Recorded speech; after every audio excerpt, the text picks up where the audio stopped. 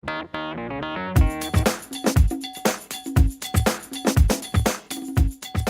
아이들이 역사에 대한 상식이라든지 지식이 너무나도 부족한 상태다라는 걸 보여주는 보도자료였는데요. 여기 보시면 우길승천기 뭔지 아시죠? 그 디자인이 별로 생각 없다, 눈에 잘 띈다는 아이들도 있고요. 이완용이 누군지 안다? 이완용 몰라요. 심지어 이완용은 일제를 추방한 사람이다 라고 아는 아이들도 있고요. 3.1절은 그냥 3.1절, 그리고 일본의 신사참배 문제에 대해서는 신사참배요 신사라고 하니까 싸이의 젠틀맨, 그렇게 반응하는 아이들도 많이 있었다고 해요. 그래서 와, 정말 심각하구나, 지금 이러면 안 되겠다라고 해서 역사교육을 강화해야 된다라는 말이 나와서 결국에는 역사교육이 강화되어서 2017학년도부터 뭐가 되었죠? 네, 수능 필수 과목으로 지정되었죠. 바로 그 역사교육이 이제 강화되고 있다. 다시 보도록 하겠습니다. 자, 고등학교에서는요, 아시았는지 모르겠는데 한국사가 필수 과목은 아니었어요. 그것이 이제는 2012학년도 입학생부터는 이제는 한국사를 모든 학생들이 이수해야 되는 필수 과목으로 이제 지정되었습니다. 그리고 다들 잘 아시겠지만 이제 한국사가 수능 필수 과목으로 지정되었죠. 2017학년도 수능 응시자는 한국사를 반드시 시험을 봐야 되는 걸로 바뀌었죠. 그러니까 한국사가 얼마큼 중요한지를 이제는 다들 알게 되는 알게 되는 시점이라고 볼 수 있겠고요. 그러면서 이제 역사 교과서가 개선이 되고 있습니다. 여러분들 우리 옛날에 중고등학교 때 역사 교과서 기억나시는지 모르겠어요. 진짜 단순하게 역사 사실을 쭉 나열만 되어 있는 정말 재미없는 역사책. 선생님이 여기 밑줄 그어라고 밑줄 긋고 여기 별 3개 시험에 꼭 나올 거야. 별 3개 치고.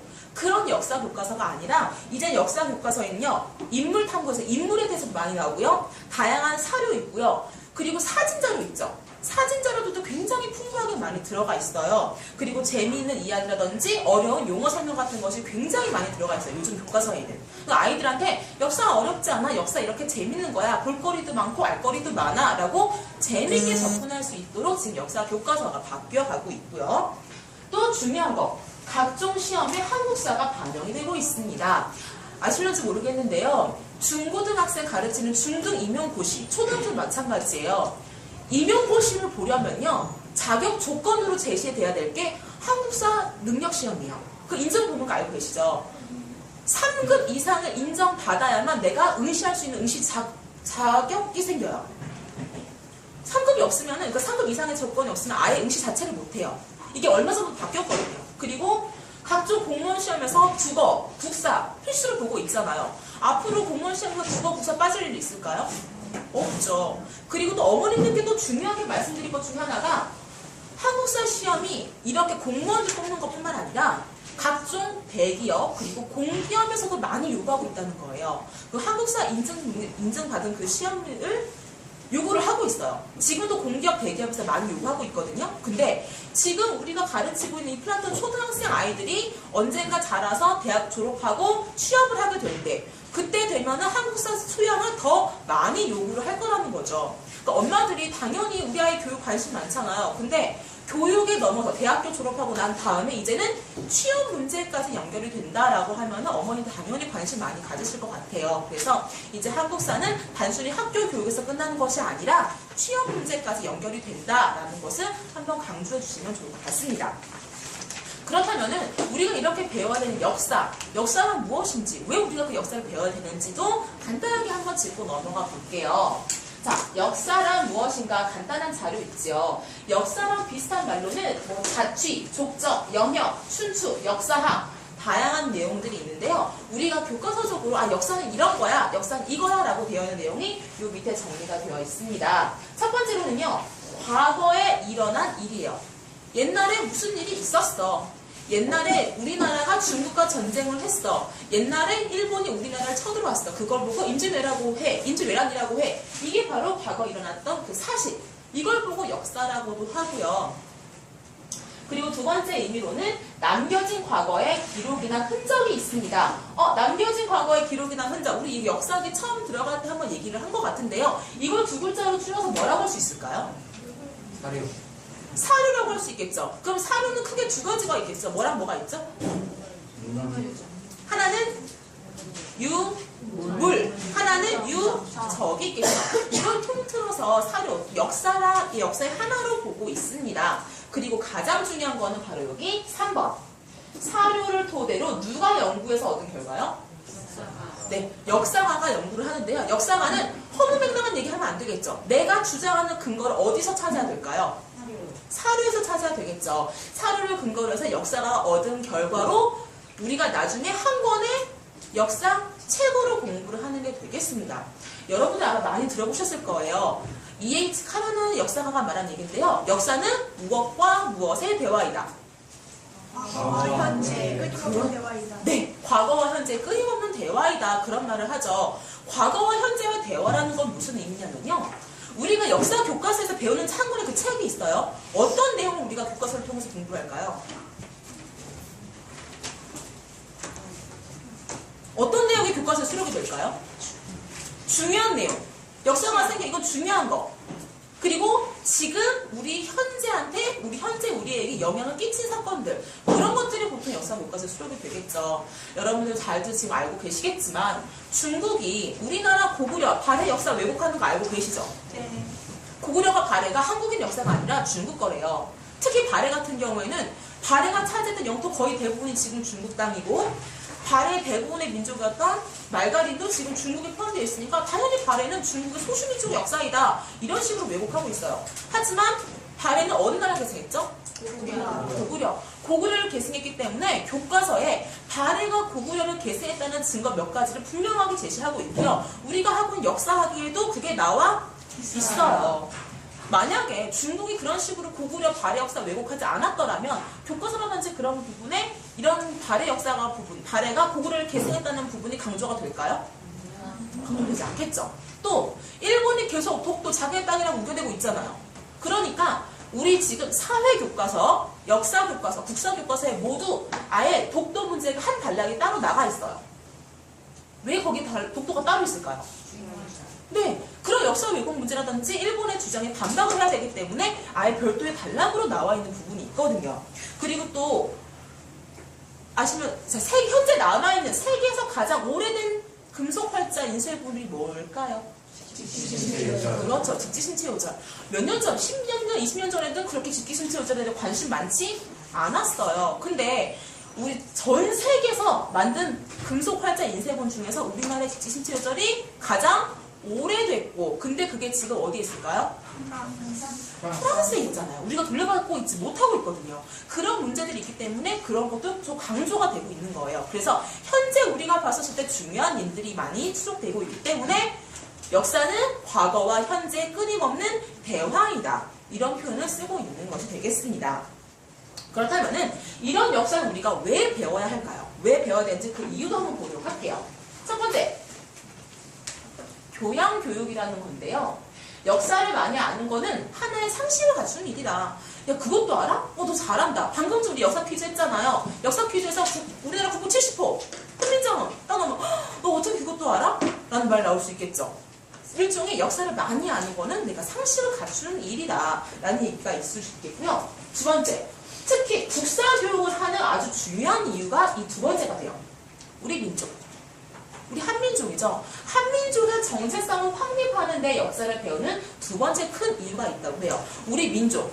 야, 우리 민족 대단한 민족이야. 우리 민족은 중국이랑 그렇게 전쟁 많이 했는데 중국에 밀리지도 않았었어. 우리 민족은 이렇게 뛰어난 문화 요소를 남겼어. 이런 거를 배우고 과거로부터 배워오고 우리가 배운 것을 또 누구한테 물려줘야 될까요? 그렇죠. 후손들한테. 그렇게 물려 내려가줘야 된다. 그래서 유산의 전승이라는 표현도 써요. 그래서 우리 민족으로서 정체성을 보충시키는데 국사 과목이 아주 크게 중요시되고 있고요. 세 번째로는 교훈의 획득이에요. 자, 과거 이런 일이 있었습니다. 과거에 이런 인물들의 이런 사건들이 있어서 결국에는 이런 일을 통해서 이런 결과를 낳았다. 근데 지금 우리가 얘네들이랑 비슷해요. 그러면 옛날에 이런 일이 있었고 이런 일이 있었으니까 이렇게 될 수 있겠구나. 그러니까 우리도 그런 일을 겪지 않으려면 이렇게 해야겠다. 역사를 통해서 배워나간다는 거예요. 교훈을 배울 수 있다는 거거든요. 그래서 역사책, 과거로부터 쓰여있던 역사책 중에서 이런 책들이 있어요. 자치통감, 동국통감, 감자로 끝나는 역사책이 참 많아요. 그럼 감자, 무슨 감자 쓸까요? 느낄감자. 느낄감자. 또 볼감. 거울 감자를 쓴대요. 거울 감자. 거울로 비춰보다는 얘기예요. 거울로 비춰보듯이 아 과거를 통해서 우리가 이걸 보고 다시 배워나가야 되겠구나 라는 것 때문에 역사를 배운다는 게 되겠고요. 또 마지막으로는요. 역사학에서 지금 현재 가장 중요시 얘기하는 게 바로 이 역사적 사고력이라는 거예요. 사고력. 우리 플라톤에서 많이 들어봤던 거죠. 우리가 계속 아이들한테 F 켜는 이유가 뭘까요? 사고력. 네. 아이들 자기 생각 키우려고 하는 거잖아요. 마찬가지예요. 역사도요. 역사 공부가 가장 큰 궁극적인 목적은 역사적 사건을 보고 이 사건이 어떤 의미를 가지고 있고 어떤 결과를 초래했고 그래서 우리가 이런 일에까지 영향을 미쳤구나 라는 걸 바라보는 시각이라는 거거든요. 역시 우리가 플라톤 하는 것으로 굉장히 흡사하다고 생각을 해요. 그런 사고력을 키워주는 것 중에 하나가 역사 교육을 배워야 될 이유 중에 하나라고 얘기를 하고 있거든요. 그래서 이 역사적 사고력을 함양하기 위해서 우리는 지금 역사를 배우고 있고 배워야만 한다라는 얘기가 되겠습니다. 그렇다면은 이런 역사 교육을 우리가 가르치고 있는 플라톤 초등학교 아이들한테는 어떻게 가르쳐야 할 것인가? 초등 역사 교육을 어떻게 해야 되는지 이제 보도록 하겠습니다. 자, 너무 자주 들어보셨을 얘기일 거예요. 역사에 대한 흥미와 관심을 키우자. 자, 초등학교 아이들은 당연히 역사적 사실을 많이 알 수가 없겠죠. 어떻게 접근하면 좋은가가 되겠는데요. 신화와 전설, 그리고 생활사나 인물사 중심으로 먼저 가보자라는 거예요. 신화. 우리나라 대표적으로 떠올리는 신화 뭐가 있을까요? 당근 신화. 그리고 또 고구려, 백제, 신라, 가야를 건국한 사람들. 고구려 누구죠? 주모, 백제, 온조, 신라, 박혁거세, 가야는 김수로. 거의 대부분 어디서 태어났어요? 아이들이 진짜 물어봐. 선생님 사람이 알에서 태어났어요? 진짜로 알에서 태어난 것은 아니지만 아이들이 그런 얘기를 들으면서 충분히 호기심을 많이 느낄 수가 있다는 얘기죠. 그렇게 접근을 하게 쉽게 접근하면 좋겠다라는 얘기가 되겠고요. 두 번째, 생활사하고 인물사. 지금 우리가 이렇게 살고 있는데 옛날 사람들은 어떻게 살았을까? 그리고 인물. 아이들이 인물도 많이 알고 있죠. 그 인물, 이런 사람들이 있었대 라고 해서 인물사 접근하는 게 좋겠는데요. 재밌는 인물 누구 한 번 더 들 수 있을까요? 아이들이 호기심을 느낄 만한 인물. 이렇게도 하실 수 있어요. 지갑에서 돈 꺼내보세요. 해서 1,000원짜리 있는 사람 누군지 아니? 1,000원짜리 누구 있어요? 태계 이황. 5,000원짜리는요? 율곡 이. 만원짜리에는 세종대왕. 5만원권에 신사입니다. 그러면서 얘들아 여기 5만원권에 있는 사람하고 5,000원권에 있는 사람이 이 사람 무슨 사이인지 알아? 이렇게도 할 수 있거든요. 무슨 관계예요? 네? 애들 그렇게 나올 수도 있어요. 진짜로. 연인 불륜 그런 거 아니고요. 여기 있는 사람이 5만원권하고 5,000원권 사는 이 사람이 엄마고 이 사람이 그 사람의 아들이야. 엄마와 아들 모자 관계. 이렇게 접근해도 좀 괜찮고요. 이런 것도 있어요. 재밌는 이름.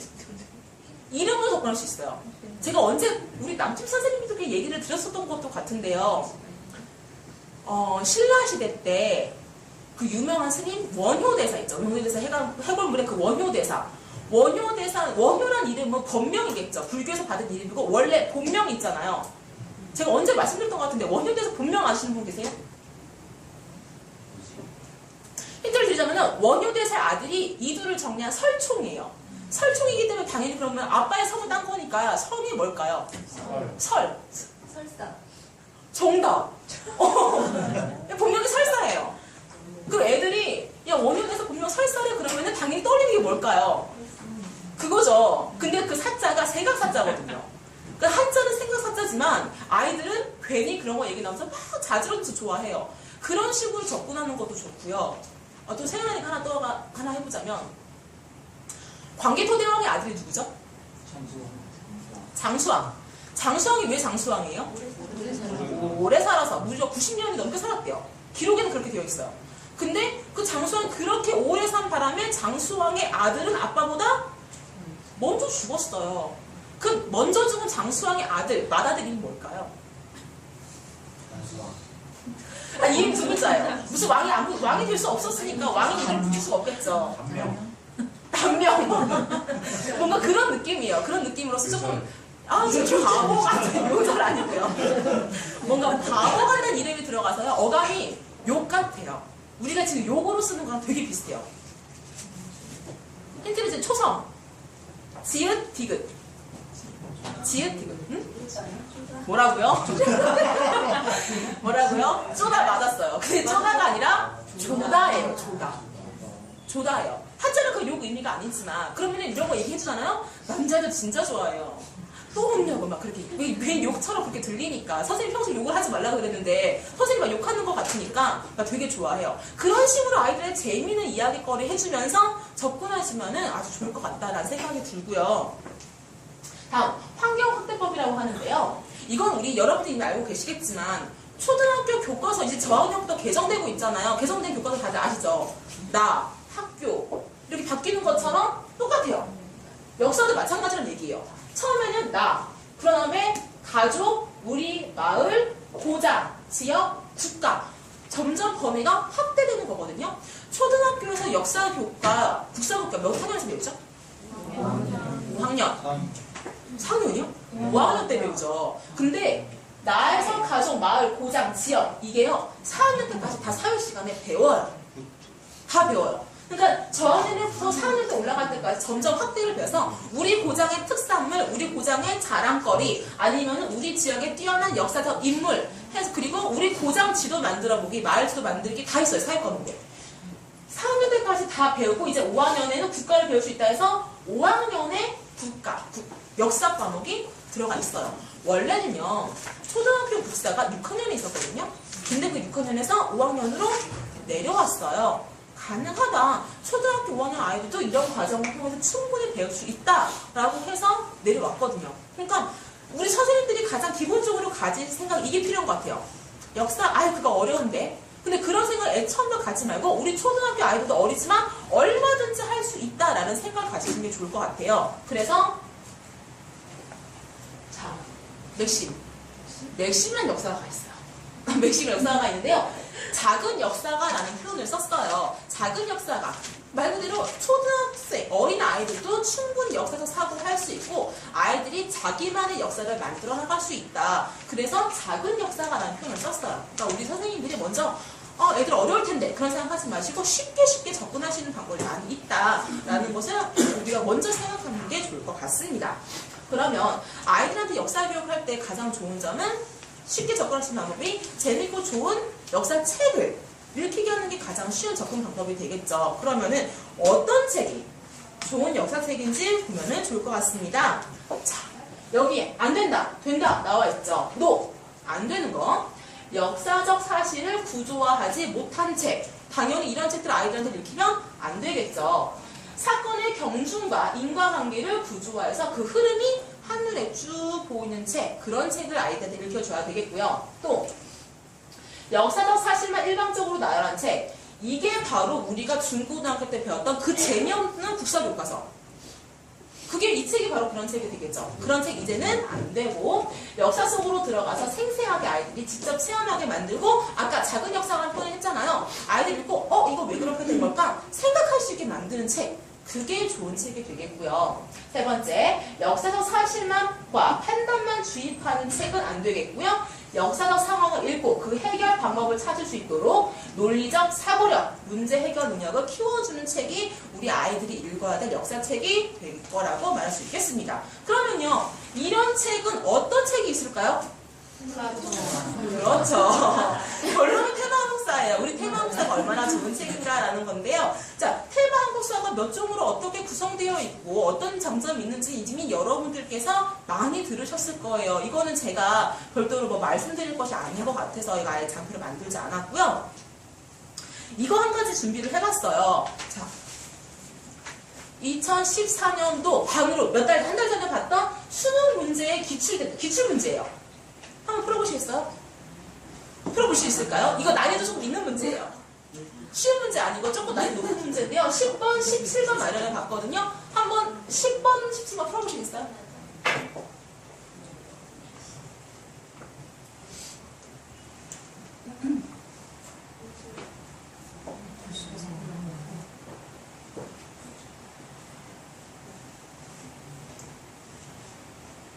어려운 문제고요. 17번 해보세요.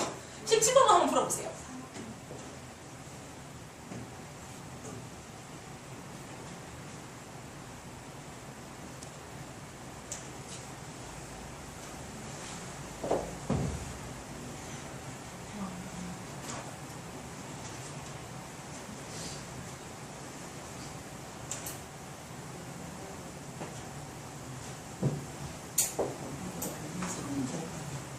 정답 나오셨나요? 몇 번? 3번? 3번 확실한가요? 4번? 경제 확실해요? 정답 보여드리겠습니다. 4번. 자, 먼저 10번 문제는요. 어떤 문제냐면요. 동학농민운동이 전개된 순서예요. 가와 나 사이에 있었던 일이거든요. 동학농민운동의 전개 과정 보면요. 3, 4, 5번은 가보다 먼저 있었어요. 그리고 2번이 중간에 있고요. 나 있고 마지막 1번이에요. 순서가 그렇게 되거든요. 근데 이게 우리 태만국사 30권 5쪽에 15쪽에 이 전개 과정이 다 나와 있어요. 근데 여기 4번에 산을 강령이라는 것만 없어요. 근데 백산이란 말이 나오거든요. 백산이 어느 동네 이름이에요. 백산이란 말은 분명히 언급이 되어 있어요. 태만국사는 분명히 누구를 대상으로 한 책이죠?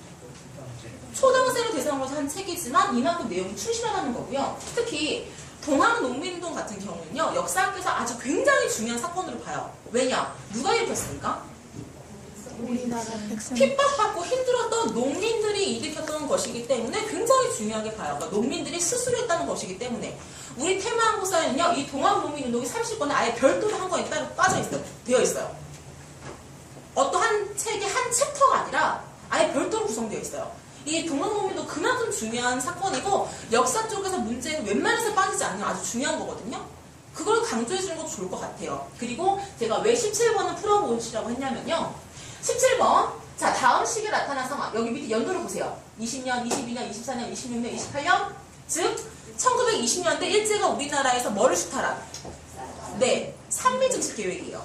쌀의 생산량은 이렇게 늘어났는데 그만큼 뭐도 많다? 유출량도 많다. 생산한 것보다 더 많은 양을 일본이 가져갔었죠. 그때 일본이 왜 쌀 가져갔었어요? 전쟁에 침공하기 이전에 20년대는 왜 그랬냐면요. 일본도 막 공업화가 시작됐던 거예요. 그래서 시골에 있는 농민들이 공장에 일하겠다고 다 도시로 가버렸어요. 그러니까 시골에 농사 지을 사람이 없죠. 그래서 부족한 식량을 우리나라에서 식량을 생산한 다음에 일본으로 가져가겠다는 뜻이거든요. 그래서 그 결과 우리 민족, 우리나라 사람들이 먹이 있을까요? 없을까요? 없어요. 굉장히 힘들다. 이 내용은요. 우리 테마항구사 33과 14쪽과 17쪽 사이에 다 나와 있어요. 여기 3번에 미국을 강제로 거두는 공수제를 실시하다. 이거는 20년대가 아니라 30년대가 되거든요. 나머지 다 나와 있어요. 그러니까 저는 이걸 굉장히 강조했으면 좋겠다라는 생각을 했어요. 이번에 근데 프로모션 걸려서 우리 테마항구사 어머님들께 많이 상담을 할 거잖아요.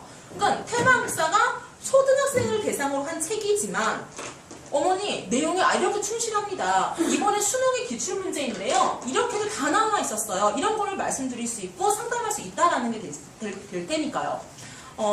이거는요. 제가 좀 난이도가 있는 문제라고 말씀드렸죠. 이보다 쉬운 문제들 당연히 다 나와 있어요. 난이도가 있는 문제임에도 불구하고 이렇게 내용이 충실하게 되어 있다. 초등학생으로 대상으로 한 책이지만 내용까지 충실하다. 이런 것을 한번 어필해보면 어떨까 싶어서 말을 해봤어요. 이미 테마항구사 어떻게 구성되고 가격이 얼마고 그런 것들이 선생님도 너무 잘 아실 테니까 그것을 생각을 했고요. 이렇게 해서 이런 것을 통해서 이번에 실별 프로모션에서 어머님들께 많이 홍보하고 우리 테마항구사 장점을 한번 어필해보면 어떨까 싶습니다. 자, 이렇게 강의 마치도록 하겠고요. 마지막에 한마디. 역사 쪽에서 좀 많이 제가 생각했었던 말 한마디가 되겠는데요. 내 생의 하루하루가 내 인생의 한 장 한 장이다. 지금 내가 열심히 살고 있는 게 먼 미래에 돌아오면 내 인생이 역사책에서 한 중요한 페이지가 될 수 있다라는 의미가 되겠죠. 그래서 이 말을 들으면서 내가 정말 얼마큼 열심히 살고 있나 라고 반추해보게 되더라고요. 그러면서 이번 달에 팀장님 도움 없이 나도 어머님들께 테마항구사 열심히 홍보하고 많이 상담해서 나도 한번 권은혜 선생님처럼 열심히 한번 팔아보자 라는 결심을 해보게 되었습니다. 여러분들도 좋은 성과 있으셨으면 좋겠습니다. 자, 그럼 이만 여기까지 사업생활